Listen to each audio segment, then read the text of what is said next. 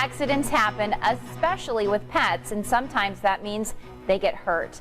April is Pet First Aid Awareness Month, and our vet, Dr. Jennifer Crow from Noah's Animal Hospital, is here with some simple tips to help you take care of your furry family members at home.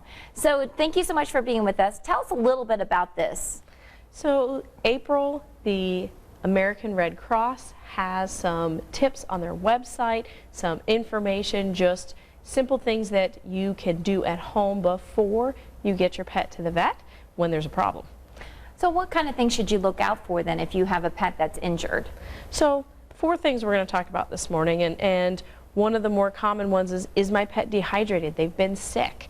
And so when the body is dehydrated, especially when they need help, that skin loses elasticity. So you can pinch the back of the neck, just like you'd scruff them and let it go, and that should fall back in place. It should still be elastic. You can feel their gums. They should be moist. They shouldn't feel sticky. So it's a good way to evaluate at home when they're sick if they have any significant dehydration. Well, the other things we see, especially as the weather starts to get warmer, is heat stroke. If they are running, playing, if they're laying outside and they can't get back up, they're not drinking well, they can get heat stroke too. And in a dog, that means a body temperature over 104 consistently. Their gums get really red, they pant, they have trouble breathing, very much like you think of a person with heat stroke. Those are 2 of the bigger things that we get questions about. I always heard that a dog that's panting means that they are thirsty at that point. So that's with even humans, if you're thirsty, then that means you are already past being dehydrated. Right. And dogs can't sweat, so they are going to pant when they're excited, when they're painful, but if they just can't stop, I mean, it is a really rough go that you'll see them do. One of the other things that people ask about is, what do I do when my pet is seizing?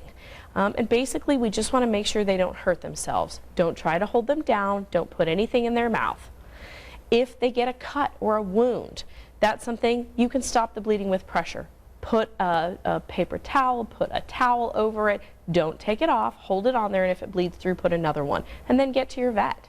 So some common things that we would do if one of our kids got hurt or our partners. So what are some of the tips that we can look at? You mentioned that there might be apps and classes that you can take. What kinds of things can we do? There's an app for that. If you go to the American Red Cross website, they actually have a link to an app. There's 25 of the most common different pet injuries that you can do and help at home. There's also a booklet. There's a class on pet first aid. So check out the website. Lots of easy tips for pet owners to get, easy to do, and you can be a part of keeping your pet happy and healthy. Great. Thanks so much to Dr. Jennifer Crow from Noah's Animal Hospital.